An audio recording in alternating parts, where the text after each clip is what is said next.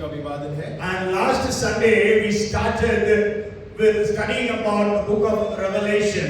और पिछले रविवार से हमने प्रकाशित वाक्य की पुस्तक के ऊपर में अध्ययन को आरंभ किया था। But I am not going to continue today.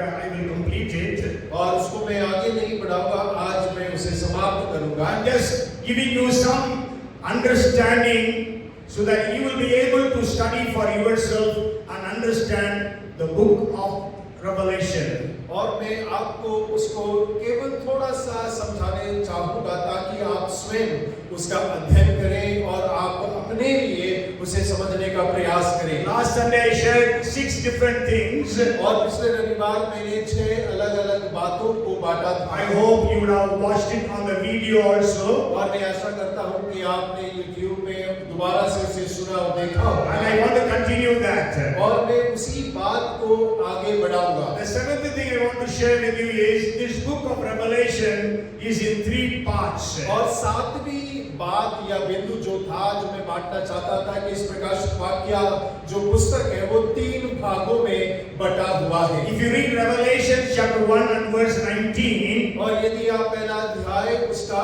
19वां पद पढ़ते हैं, God is telling to John, write the things which you have seen and the things which are and the things which will take place after this. और यहाँ मसीह यूहन्ना से कहता है इसीलिए जो बातें तूने देखी हैं और जो बातें हो रही हैं और जो बातें इसके बाद होने वाली हैं उन सब को लिख ले। Okay, the past tense was the first chapter, और देखिए जो पहला अध्याय है वो भूतकाल है, and then the present is the second and the third chapters, और जो उपस्थित समय है वो दूसरा और तीसरा अध्याय है, and then the things which are going to take place after this, that is from chapter 4 verse 1 to chapter 22 verse 5. और जो भविष्य में होने वाली बातें हैं वो अध्याय 4थे अध्याय के पहले वचन से लेकर 22वें अध्याय तक उस बातों के बारे में वर्णन है। So when you read the book of Revelation, और जब आप प्रकाशित वाक्य की पुस्तक का अध्ययन करते हैं, if you are reading after the first verse of the 4th chapter, और आप 4थे अध्याय के पहले वचन के आगे से पढ़ते हैं, so you have to always remember this is all speaking about the future. और आपको हमेशा इस बात को स्मरण रखने की आवश्यकता है कि ये वचन भविष्य के बारे में बातें कर रहे हैं। Nothing has started to happen.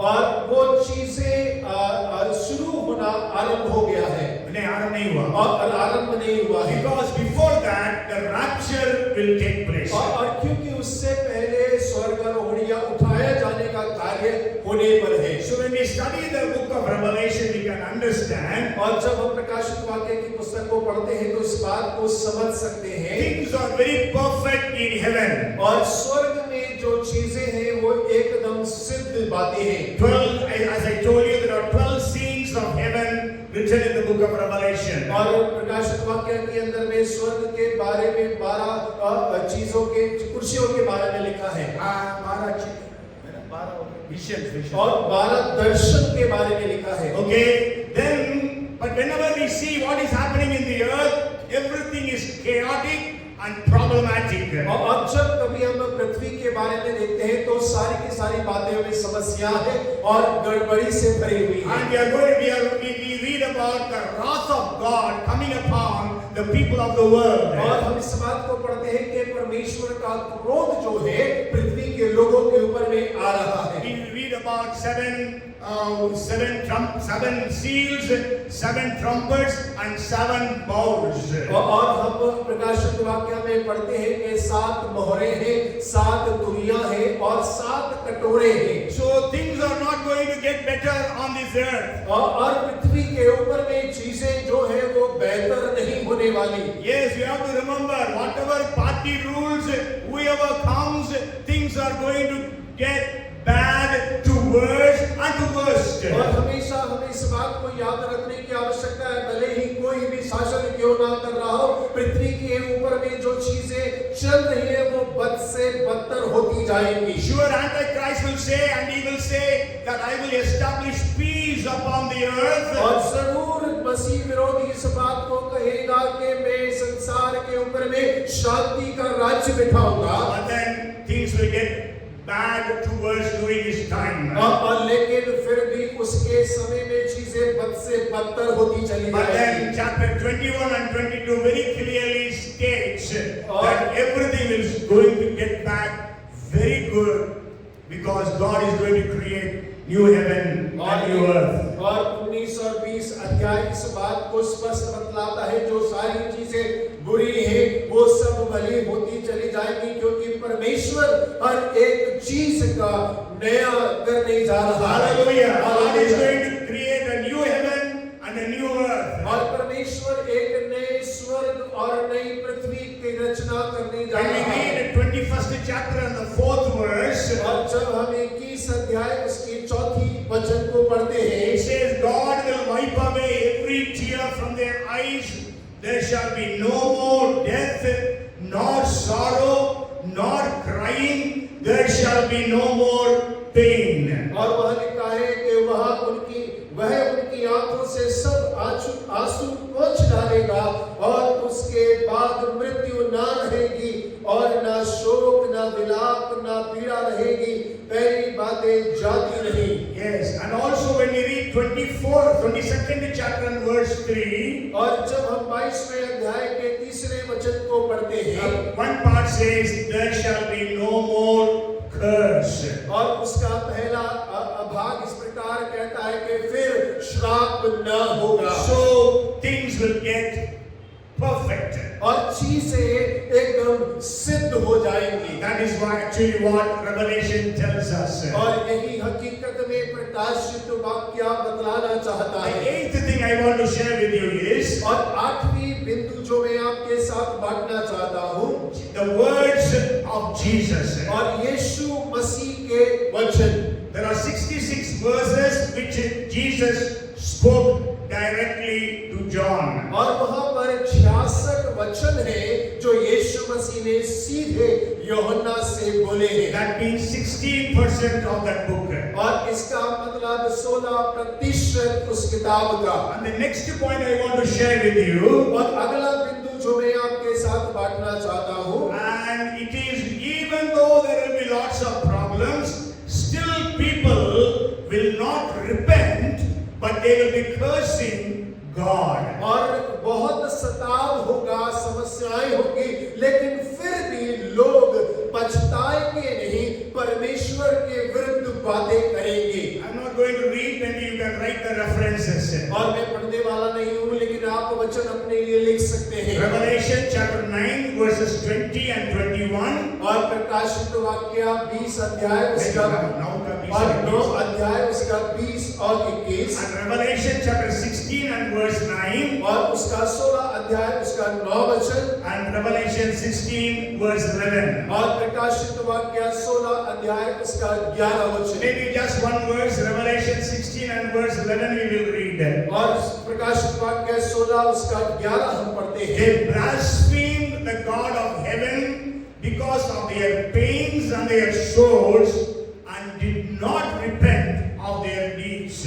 और अपनी पीड़ाओं और फोड़ों के कारण स्वर्ग के परमेश्वर की निंदा की, पर अपने अपने कामों से मन न फिराया। Yes, that will be the condition of the people even today. That is what we see in the lives of people. और देखिए ऐसी लोगों की परिस्थितियां होंगी, और आज भी हम लोगों की जीवन की परिस्थितियों को इस प्रकार देख सकते हैं। Though people face problems, they don't repent. और देखिए लोग समस्याओं का सामना करते हैं, परंतु मन नहीं फिराते। Okay, even the COVID came, how many people repented? और देखिए कोविड आया, कितने लोगों ने मन फिराया। So we have to understand that God has His own ways of dealing with humanity. और हमें इस बात को समझ जाने की आवश्यकता है कि परमेश्वर मानव जाति से अपनी रीति से व्यवहार करता है। And then one more thing I want to share. The 10th thing is, if you read the book of Revelation, at least 11 times we read these things are going to take place quickly or very fast. और अभी के 10वां बिंदु ये है कि करीब 11 बार इस बात का जिक्र किया गया है कि ये सारी घटनाएं बहुत शीघ्र होने पर है। Maybe we will just read Revelation chapter 1 and verse 1. और प्रकाशित वाक्य पहला अध्याय उसका पहला वचन हम पढ़ेंगे। And it says, things which must shortly take place.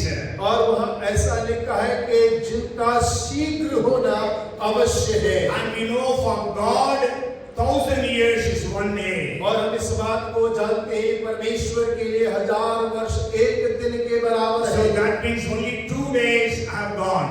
और इसका अर्थ है केवल 2 दिन बीते हैं। Okay, because 2,000 years. और क्योंकि 2000 साल गुजरे हैं अभी। So, but we know, I'm going to now share with you the real message. 3 things I'm going to share with you. और देखिए जो संदेश में आपके साथ बांटना चाहता हूँ उसमें 3 बातें हैं जो मैं आपसे साझा करूँगा। And I want to tell you, people maybe I think about 100 years back, they could never understand these 3 things, how it is going to happen. और करीब 100 साल पहले लोग इस बात को बिल्कुल समझ नहीं पाए कि ये घटनाएं जिनका जिक्र है कैसे घटेंगी। So they began to interpret in their own understanding.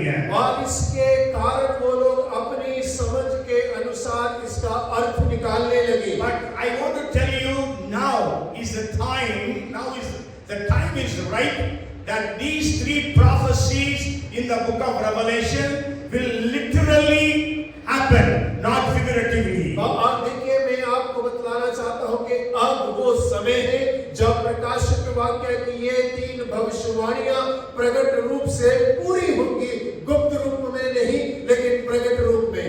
Maybe you might have read the book of Revelation. और हो सकता है कि आपने प्रकाशित वाक्य की पुस्तक को पढ़ा होगा। And I want to just maybe ask you, do you see, have you ever noticed at least one thing? 3 things are there, at least 3 things.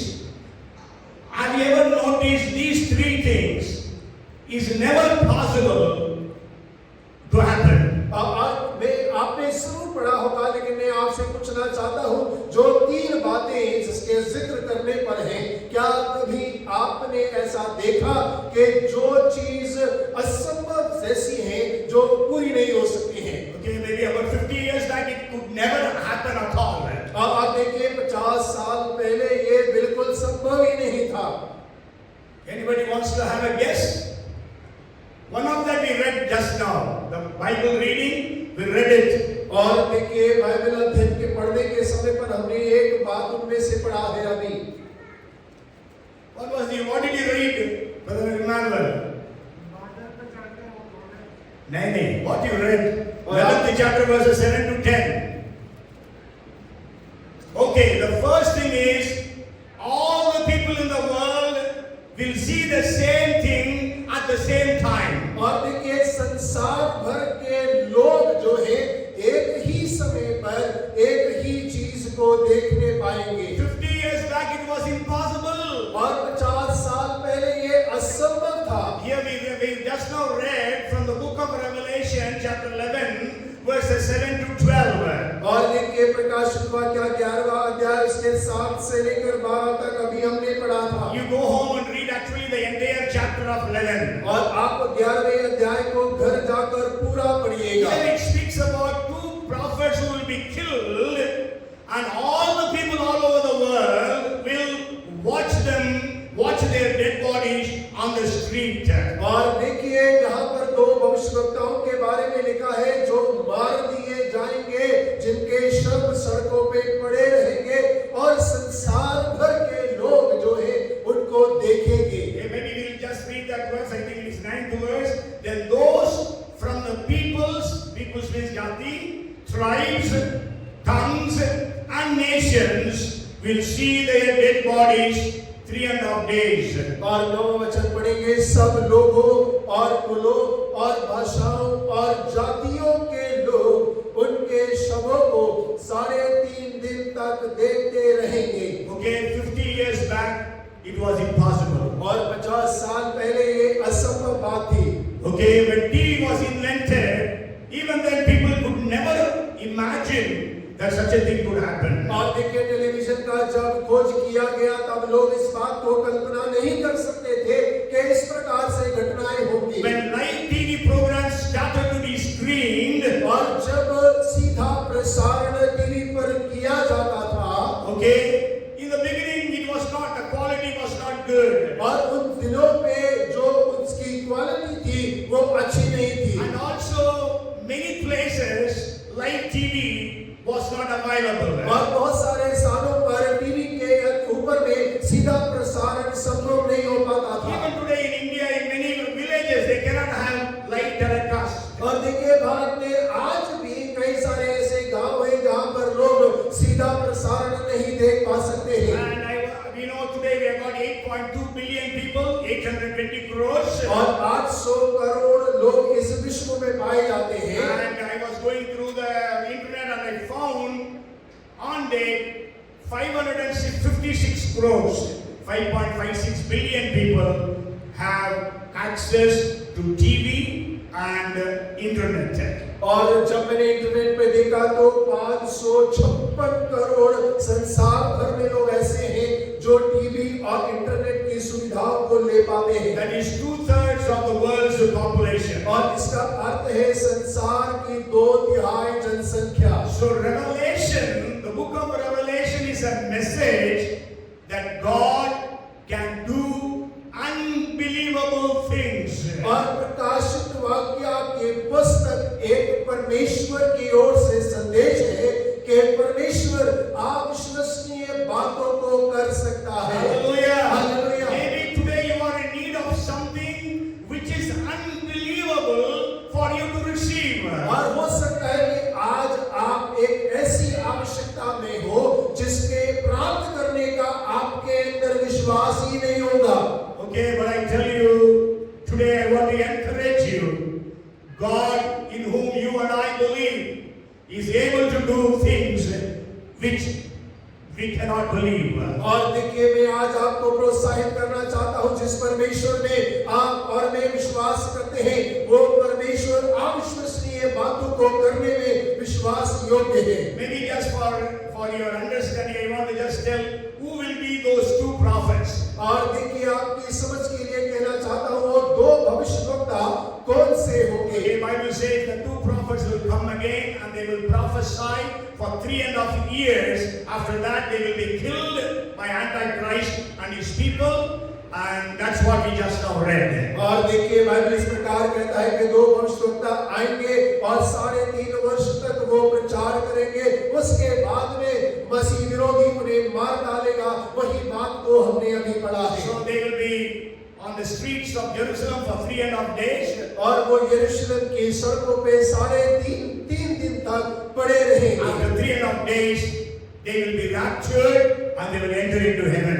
और 3.5 दिन के बाद में वो स्वर्ग में उठा लिए जाएंगे।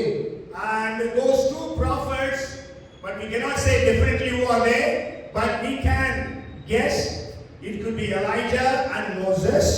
और देखिए हम इसे ठोस सबूत के साथ नहीं कर सकते, लेकिन हम अनुमान लगा सकते हैं मूसा और एलिया के बारे में इसे कहा जा रहा है। Or else it would be Elijah and Enoch. और या तो फिर वो एलिया और हनोक हो सकते हैं। Elijah and Enoch, they didn't die at all. और एलिया और हनोक ने मृत्यु को नहीं देखा। They both were lifted unto heaven alive. और वो दोनों के दोनों जीवित स्वर्ग में उठा लिए गए। So they will come back and they will die.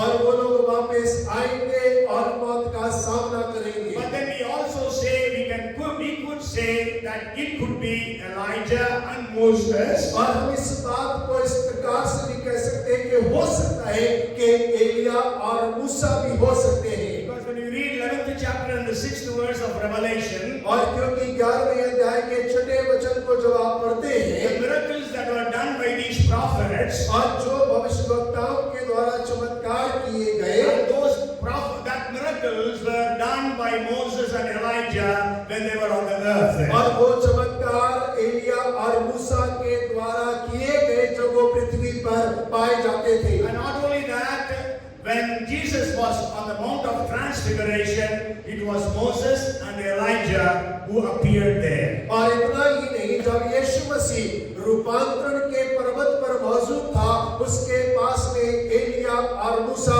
उपस्थित होते हैं। Okay, the first thing और पहली बात is that all people in the world will be able to see the same thing at the same time. और संसार भर के लोग एक ही बात को एक ही समय पर देखने पाएंगे। And this could never happen before our times.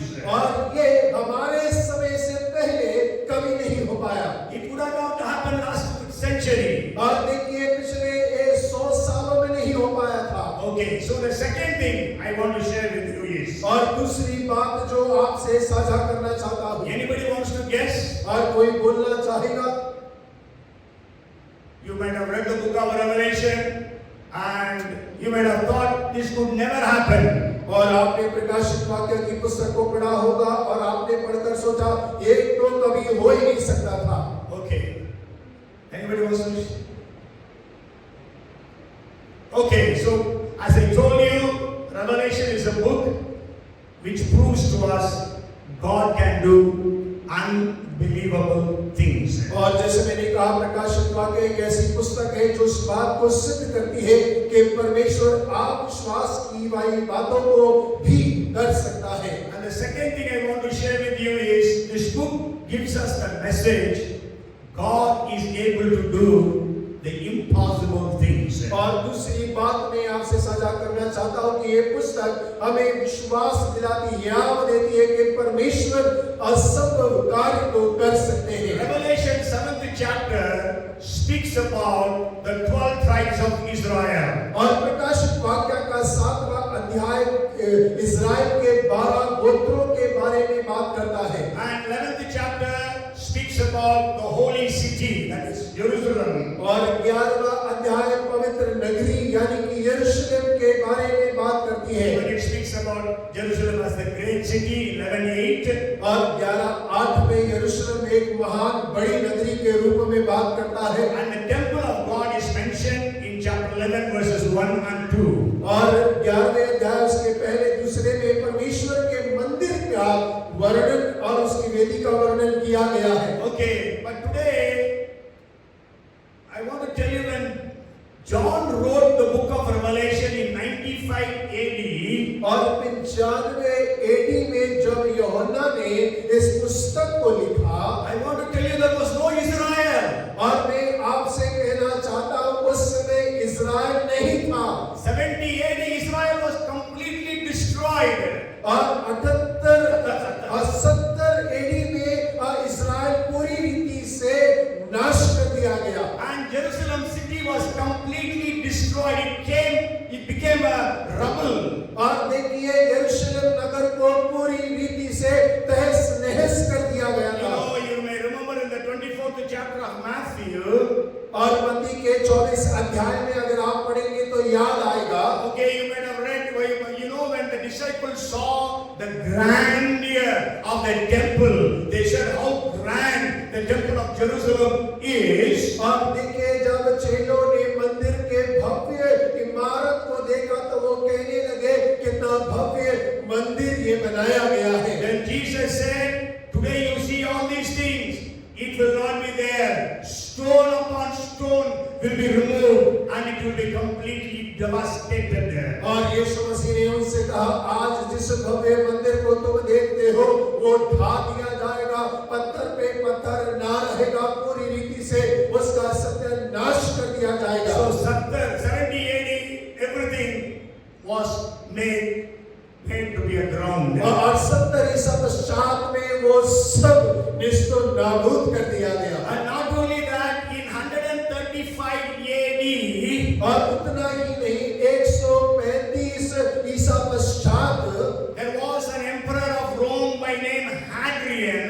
और हेड्रियन नामक एक रोमी राजा हुआ था। And he said nobody in the history should never remember the name of Israel. और उसने इस बात को कहा कि इतिहास में कोई भी इस्राएल नामक नाम को जानने ना पाए। So he changed the name of Israel Israel into Palestine. और इसीलिए उसने इस्राएल के नाम को बदलकर फिलिस्तीन कर दिया। Okay, so you have to understand, Palestine was not there when Jesus was on the earth. और आपको इस बात को समझने की आवश्यकता है कि जब यीशु पृथ्वी पर थे तब फिलिस्तीन नामक कोई देश नहीं था। There is in the New Testament you can never read the name of Palestine. और नए नियम के अंदर में फिलिस्तीन नाम आप कभी नहीं पढ़ But पाएंगे। I feel very sad when I see Bible scholars, they say Jerusalem was a place in Palestine. They write like that, Bible scholars. और बड़े दुख के साथ कहता हूँ कि बाइबल के विद्वान इस बात को कहते हैं कि यरूशलेम के भीतर फिलिस्तीन नामक एक स्थान को वो देखते हैं। कहते हैं यरूशलेम के बारे में बोलते हैं, यरूशलेम पैलेस्टीन का एक शहर था। बेथलेहम पैलेस्टीन का एक शहर था। कौन बोलते हैं? Scholars. Whereas we know at the time of Jesus, even after the time of Jesus, there was never a name Palestine. और लेकिन यीशु के समय में और यीशु के पश्चात भी फिलिस्तीन नाम का कोई स्थान नहीं था। So 135 AD changed the name of Israel into Palestine. और 135 ईसा पश्चात में उसने इस्राएल के नाम को बदलकर फिलिस्तीन कर दिया। And also he decided that people should never remember the name of Jerusalem. और उसने इस बात का भी निर्णय लिया कि लोग कभी यरूशलेम का नाम ना जानने पाए। So he changed the name of Jerusalem into Alia Capitolina. और इसीलिए उसने यरूशलेम के नाम को बदलकर एलिया कैपिटोलिया कर दिया। In 135 AD. और 135 ईसा पश्चात में He wanted people of the world to forget Israel and Jerusalem. और वो चाहता था कि संसार के लोग यरूशलेम और इस्राएल के नाम को सदा के लिए भूल जाएं। And so there was no temple, और कोई मंदिर नहीं था, no Jerusalem, और कोई यरूशलेम नहीं, no Israel. और कोई इस्राएल नहीं। But to John God revealed. और लेकिन यूहन्ना को परमेश्वर ने प्रकट किया। So the angel will go and put a seal upon 12,000 people from the 12 tribes of Israel. और परमेश्वर ने कहा कि 12 गोत्रों में से 12,000 प्रत्येक के माथे पर तू मोहर लगा। That means 1,44,000 people. और इसका अर्थ 1,44,000 लोगों के माथे पर। Okay, but there was no Israel. और उस समय पे कोई इस्राएल नहीं था। And well, I will just give you more information. And you know, in 324 AD, when Constantine became the emperor, और 324 ईसा पश्चात में जब कॉन्स्टेंटाइन महाराजा बना, then he renamed Jerusalem as Jerusalem. और उसने दोबारा से यरूशलेम के नाम को यरूशलेम रख दिया। But then he did not change the name of Palestine into Israel. और लेकिन उसने फिलिस्तीन के नाम को बदलकर दोबारा से इस्राएल नहीं बनाया। So when John wrote it, when the epistle would have gone to the people in the churches of Asia, they could not have believed how can this happen. और देखिए जब यूहन्ना ने इस पत्री को लिखा और ये पत्री जब एशिया की कलीसियाओं में पहुंचा तो लोग विश्वास नहीं कर पाए कि ये कैसे हो पाएगा। For almost 20 centuries, the church fathers or church scholars also would not have been able to interpret the 7th chapter of the book of Revelation. और 20 सदी तक कलीसिया के फादर और बड़े लोग 7वें अध्याय का अनुवाद या समझ नहीं पाए। The Jews were scattered all over the world. और यहूदी लोग सारे संसार भर में तितर-बितर हो गए। And so there was no chance of them getting back to Israel, their land, which is there today. और उनके पास में कोई मौका नहीं था कि वे अपने देश इस्राएल में वापसी कर सके। And Titus the emperor, when he was destroying Israel and Jerusalem, he killed 11 lakh Jews. 1.1 million Jews were killed. और देखिए टाइटस महाराज ने जब यरूशलेम और इस्राएल को नाश किया तो उसने 11 लाख यहूदियों यहूदियों को मार डाला and the remaining were enslaved. और बाकी बच्चों को गुलाम बना दिया गया। But then God raised a man by name Theodore Hazel. और परमेश्वर ने थियोडर हेजल के नामक एक व्यक्ति को खड़ा किया। He said, we have to re-establish the nation of Israel. और उसने इस बात को कहा कि हमें दोबारा से इस्राएल देश को खड़ा करना है। And to make the story short, in 1947 the United Nations said, और देखिए 1947 में यूएन ने कहा that we will divide Palestine into two parts, और उन्होंने कहा कि हम फिलिस्तीन को दो भागों में कर देंगे and one portion we will give to the Jews, और एक भाग को हम यहूदियों को सौंपेंगे and the other part will belong to the Arabs. और दूसरा भाग अरब के लोगों का होगा। The Jews around the world, they celebrated that decision. और संसार भर में जो यहूदी हैं उन्होंने इस निर्णय का आनंद मनाया। The Arabs around the world opposed that declaration of the United Nations. और संसार भर में जहां अरब लोग पाए जाते हैं उन्होंने यूएन देश के इस निर्णय का विरोध किया। But on 14th of May 1948, और 1948 14 मई के दिन David Ben-Gurion, the president of Israel, declared the independent state and he named that state as Israel. और डेविड बेन-गुरियन ने जो इस्राएल का प्रधानमंत्री था उस दिन को इस्राएल की स्वतंत्रता दिवस के रूप में घोषणा किया। And he declared the name Israel again after how many centuries? और देखिए कितनी सदियों के बाद में दोबारा से उसका नाम इस्राएल कहकर घोषणा किया। And till then it was called Palestine, Palestine, Palestine. और तब तक वो फिलिस्तीन फिलिस्तीन फिलिस्तीन बुलाया जाता। And you know when they declared Israel, all the neighboring Arabs attacked Israel. और जब उन्होंने उसे इस्राएल कहकर घोषणा किया उनके सारे पड़ोसी अरब देशों ने उनके ऊपर में एक साथ हमला कर दिया। Israel neither had army, nor had navy, nor had air force. उस समय इस्राएल के पास ना तो थल सेना था, ना जल सेना था, ना ही वायु सेना था। But they defeated 6 Arab nations at that time. लेकिन उन दिनों में उन्होंने 6 अरब देशों को एक साथ हराया। Hallelujah! Hallelujah! Because God's word speaks about Israel. और क्योंकि परमेश्वर की नजर इस्राएल पर बना था That Israel will be regathered. और इस्राएल दोबारा इकट्ठा हो जाए। And I want to tell you, still Jerusalem was not in the hands of Israel. और देखिए उस समय तक यरूशलेम इस्राएल के हाथ में नहीं था। And it speaks about Jerusalem, it speaks about Temple Mount. So how can this happen? और ये इस्राएल के बारे में यरूशलेम के बारे में बात करता है, मंदिर के पर्वत के बारे में बात करता है, तो ये होगा कैसे? So in 1967, Israel captured Jerusalem. और 1967 में इस्राएल ने यरूशलेम पर कब्जा कर लिया। And still there is no temple. और देखिए फिर भी कोई मंदिर नहीं था Because there is a mosque there. और वहां पर एक मस्जिद था। So, but in the book of Revelation, in the 11th chapter, we read about the temple there. और प्रकाशित वाक्य की 11वें अध्याय के अंदर में हम मंदिर के बारे में पढ़ते हैं। But soon after rapture, the temple will be rebuilt.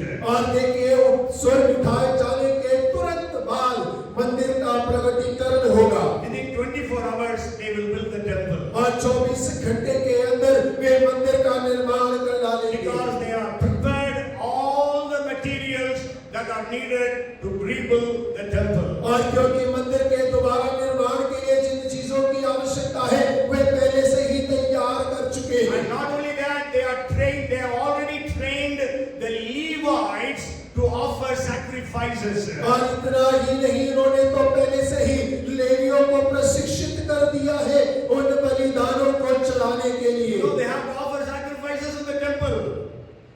They have to offer sacrifices in the temple. और उन्हें तो मंदिर के अंदर में बलिदान करना है। And killing animals is not easy. और जानवरों को मारना आसान नहीं है। And they have to offer animals, all bulls and cows and whatever animals, cattle and all those things. और देखिए मंदिर के अंदर में जो पशुओं की बलि चढ़ाना है उन सब का उपस्थित होना अवश्य है। So they are all trained now. और वो सारे के सारे लेवी अभी प्रशिक्षित हो But चुके there is हैं। another very serious problem now. और अभी एक और गंभीर समस्या, Sure, the Jews have come back to Israel, और जरूर यहूदी इस्राएल वापस आ गए but हैं, not all of them. और लेकिन सारे लोग नहीं आए। Even today, 54% of the Jews live out of Israel. और आज भी 54% यहूदी इस्राएल के बाहर रहते हैं। And Jews is one tribe. और यहूदी लोग एक गोत्र हैं, है ना? Judah, they belong to Judah's tribe. और वो लोग केवल यहूदा गोत्र के लोग हैं। Sure, Benjamin is also with them. और बेंजामिन गोत्र भी उनके साथ में है। And the Levites, Levites is not included in the 12 tribes.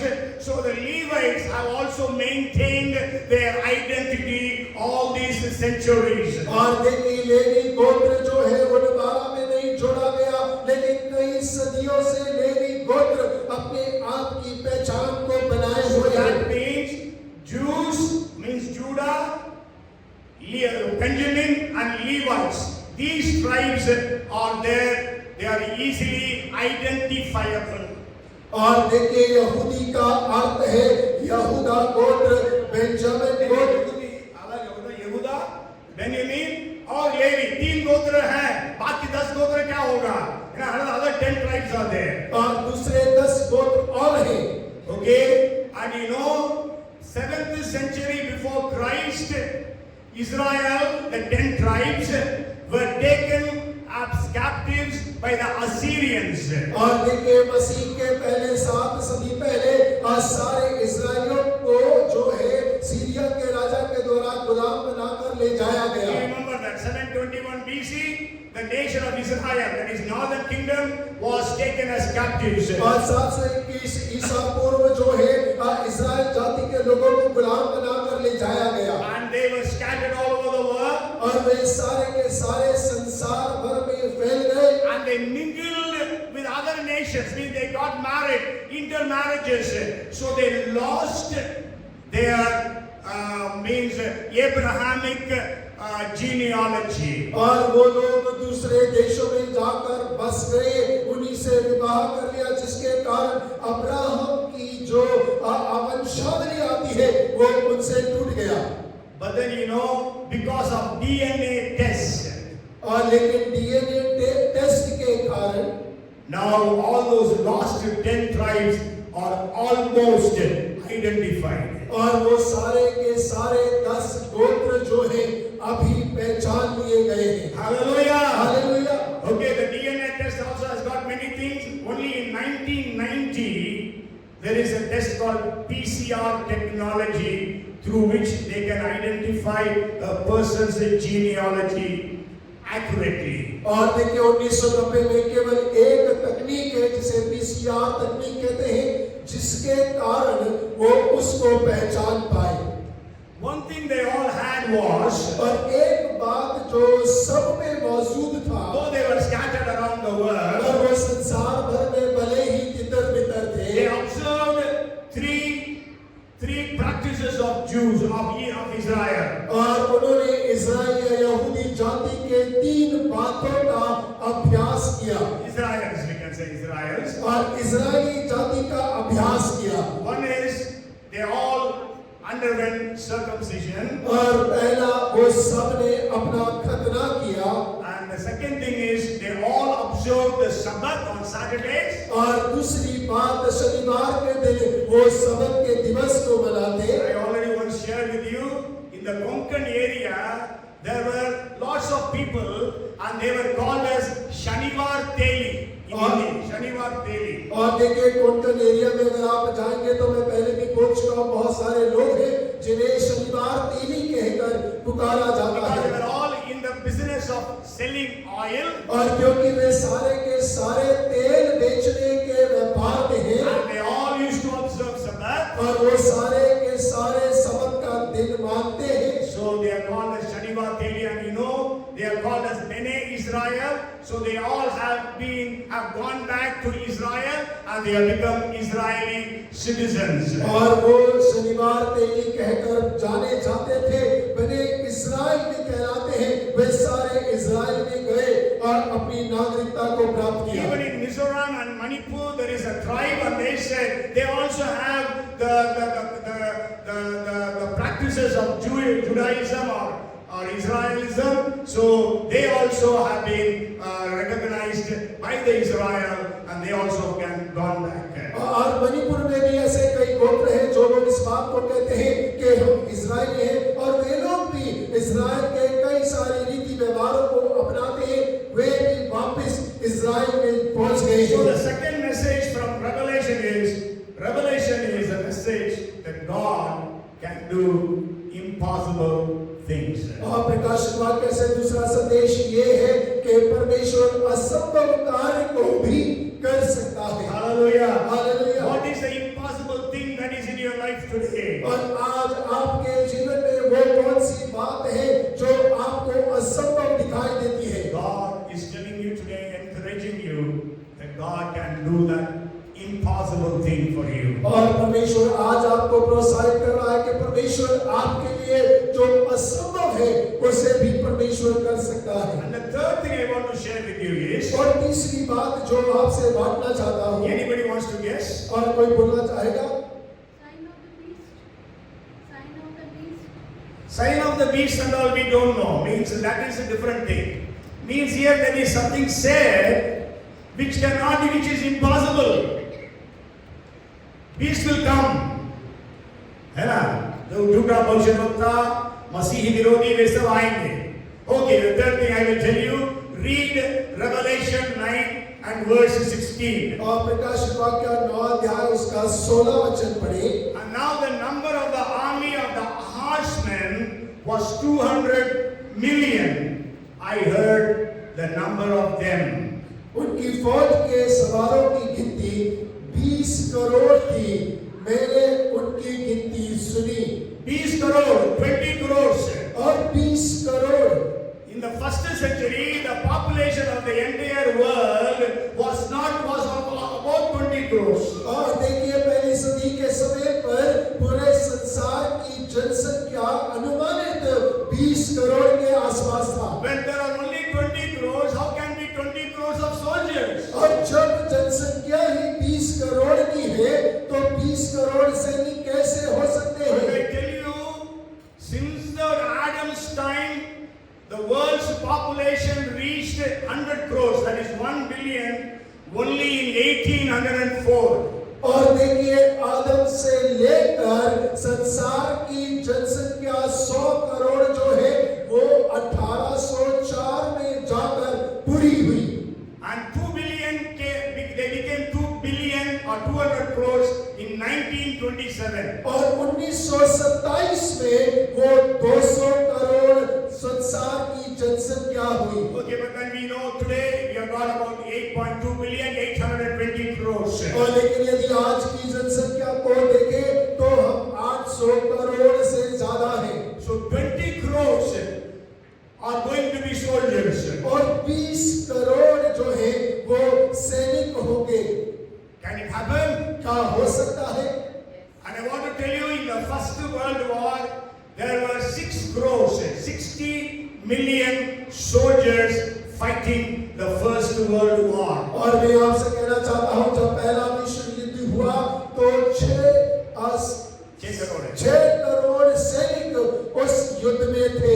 1914 to 1918, the First World War. और 1914 से 1918 पहला विश्व युद्ध जब हुआ। 1939 to 1945 was the Second World War.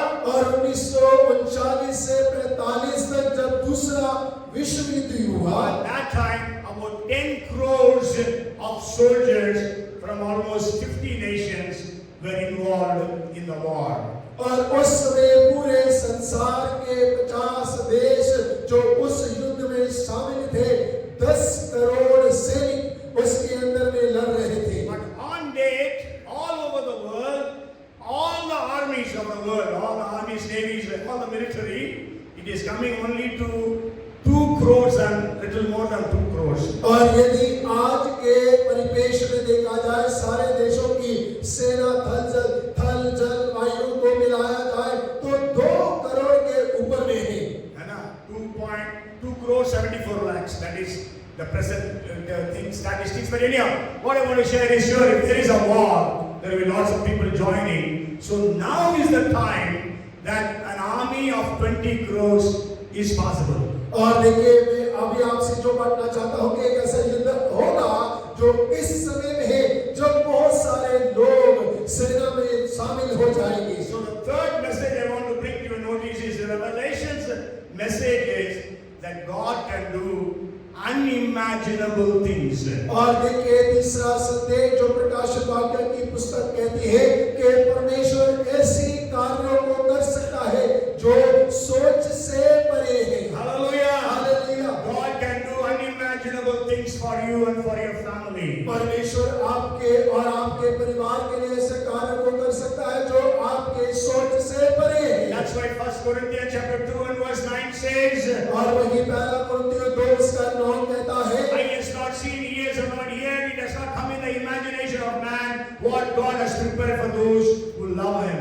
और देखिए आंखों ने नहीं देखा, कानों ने नहीं सुना है, जो बातें मनुष्य के चित्त में नहीं चढ़ी वही है जो परमेश्वर ने अपने प्रेम रखने वालों के लिए तैयार की In है। the Old Testament there were 322 messianic prophecies.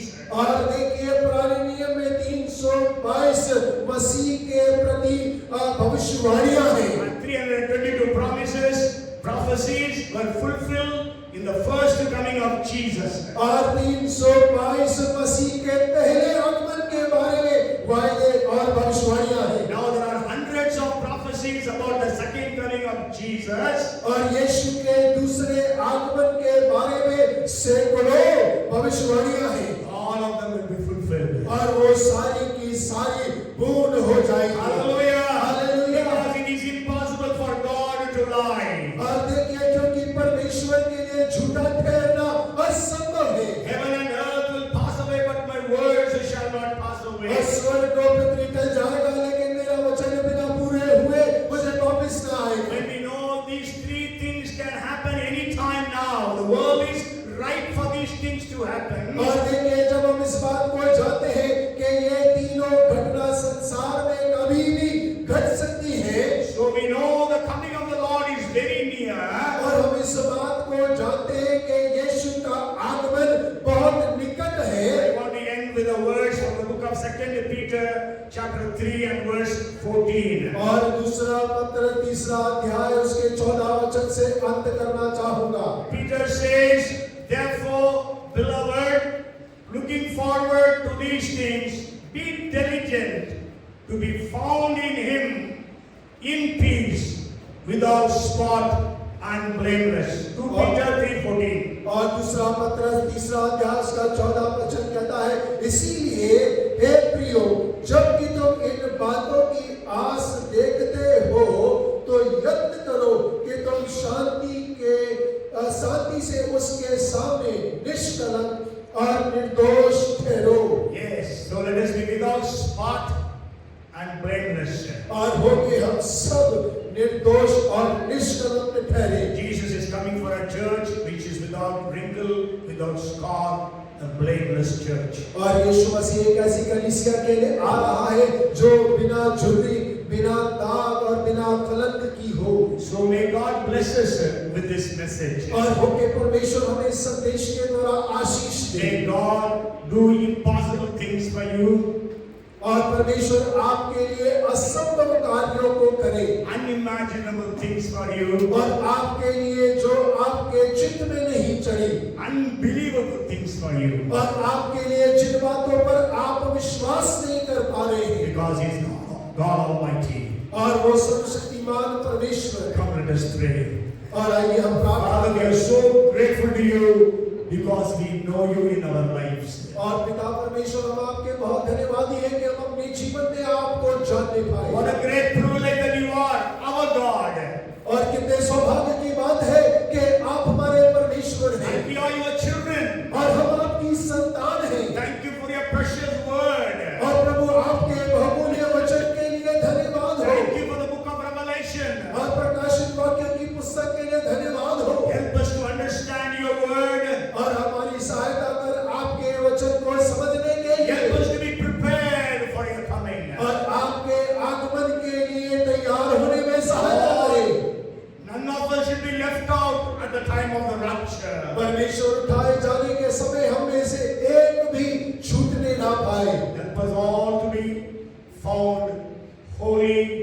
and ready.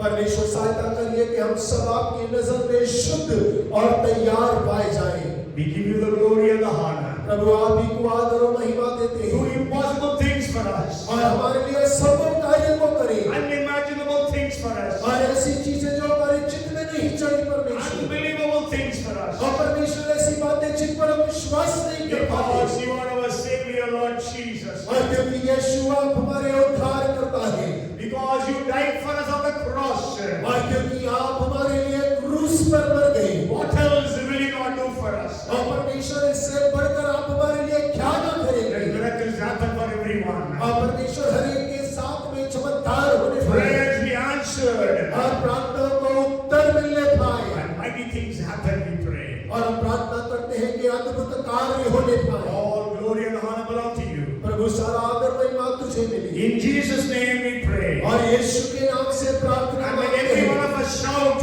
और हमें से हर एक जन चिल्ला Amen. आमीन Amen. May the grace of our Lord Jesus Christ, the love of our Heavenly Father, and the fellowship, the anointing, the power, the gifts of the Holy Spirit be upon us all, now and for the coming of the Lord Jesus Christ, now forevermore. Amen.